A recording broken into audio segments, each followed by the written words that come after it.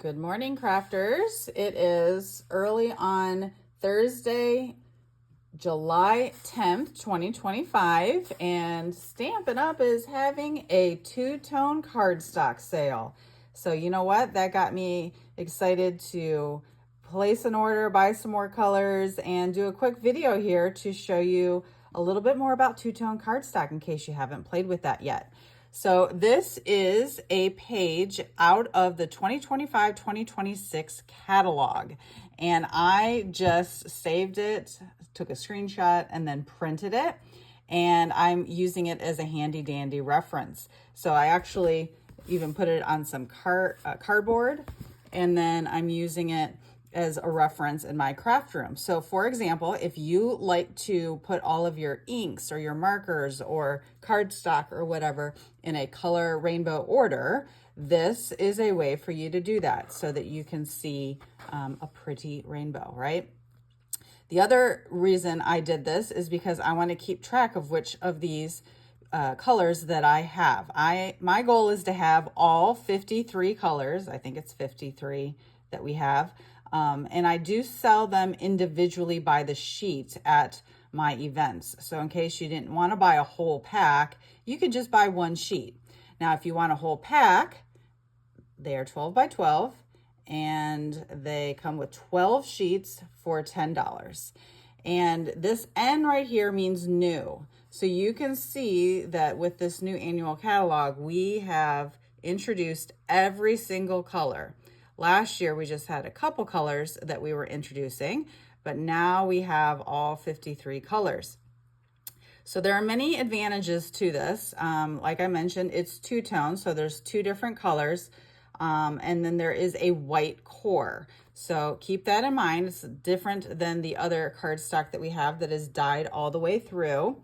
But I am using a container from the Container Store to keep all of mine in, and you can see I have it labeled there by the price per sheet. But I have all of the colors right now, but not like a full pack of all of them. So I am going to be placing an order today because this sale lasts until the 11th and all colors are 20% off. So I'm just going to show you a little bit more about my organization in case you're interested. But this is just a piece of the cardstock that comes in the back of a DSP. And so I am just using these as my dividers. And this is a retired die that's like a label, but we have lots of different labels that you could use. Then I just used a label maker to label each color. And like I mentioned, I'm keeping them in rainbow order so that I can keep track of which ones I have. Okay, so as we are getting ready to just make a card, because I've been thinking about how many cards I want to make, I am starting with the sunflower embossing folder. This is a new embossing folder that just came out as an online exclusive in July. This is one of the larger sizes, so it is 6 by 8.5 inches. And the idea here is if you put a big enough sheet in, you could actually get 2 card fronts out of one run through. And this is a 3D folder, which means you have to use a certain sandwich and you're going to get a deep impression. Now, if I were using our regular cardstock, remember you can always like spritz your paper with some water to make the indentations even deeper. But for this one, we are using the two-tone cardstock. Now, this is a much thinner cardstock, and I think it caters more towards the scrapbookers, because then your album is not going to be as heavy in case you do like the wallpaper technique where you're basically put down a 12 by 12 sheet of paper and then you put your pictures and your embellishments on and whatnot, and then you just put it down into your album, right? And that is going to make your album much lighter because this paper is not so heavy. I don't know the exact weight, but anyhow, it's not good for card bases per se, but it'd be good for card fronts and definitely for scrapbooking. So this is the Daffodil Delight color. And as you can see here, as I flip over, that shows you the two-toned. So you can use the darker or the lighter, whichever you prefer. So I just wanted to try this out. I had this idea, and I am going to do, I think I'm gonna do the darker one, and I wanted to get these two flowers in particular, mainly because this center of the flower is very clear, although that one over there might mess me up a little bit, but we'll see. I'm gonna go ahead and run this through. I will be right back.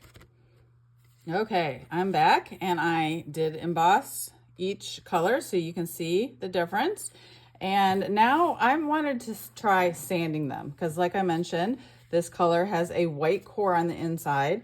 Back in the day, Stampin' Up! Used to sell these little sanding blocks, and I think that was from them. Well, definitely this one. And it had some Velcro, and then you could attach like different pieces of sandpaper on that. If you don't have one of these, you can just grab whatever sandpaper you have out in the garage, and you just want to make sure it's not such a, you know, the grit that's gonna rip the paper or something like that. I wish Stampin' Up! Would come out with some more of this, since we are doing a lot of sanding with this two-tone cardstock. But anyhow, if you just lightly brush over it, you're going to see the white pop out. And that is not popping out as much, so you might want to try pushing harder or trying a different grit of sandpaper. Yeah, that one definitely is grittier, I guess is the word. Okay.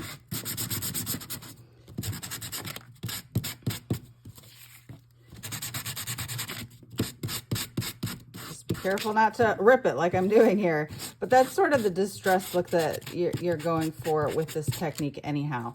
So I am going to try experimenting. I also embossed just the center of the flower, and so I'm going to try to see how this is going to work if I just like cut out the center and then glued it on top. The other idea I had would be maybe to color it with a blend, because blends are alcohol markers and would just sort of absorb into that. So we'll see. But anyhow, you can see how you could just add paper on top of it to give it a look without, you know. So there's also a deboss side, so keep that in mind. But let's try, I'm going to try this one more time in a lighter one, because this is the light side of Daffodil Delight, and so I'm not going to sand this one as much. It seems more subtle because the colors are lighter, if that makes sense. But I wanted to just try to use a marker to color. So I guess I'm going to use pecan pie. That we don't have chocolate chip. We don't have early espresso blends. So I'm going to try pecan pie. That's the current color, and just see what it's like if I think this would be great, actually. Probably easier than cutting out those. So we'll see. I haven't really made a full card using this yet, but I just wanted to get down here and play before my family woke up today. I'm an early bird, so I'm always waking up first and trying to get my coffee and do a couple things for myself before everybody wakes up. But now this has got a texture to it, so it's a little bit bumpy when you color, but I think this could look good. Now you got to account for the leaves too, so we'll see how this plays out if I color the leaves and if that's too much coloring or not. We'll see, but I know we're definitely going to be using this embossing folder in a class coming up, probably in September. So all of my events for next year are up, and you can register for those now, but I was taking the summer off for my regular schedule events, and I'm still shopping though, so I'm still buying a bunch of things, and I'll be excited to get going again in August. So just wanted to show you this paper, and actually, I'm going to post some pictures too of how I've been using it in my scrapbooks lately. But anyhow, I just wanted to show you this paper since it's on sale this month.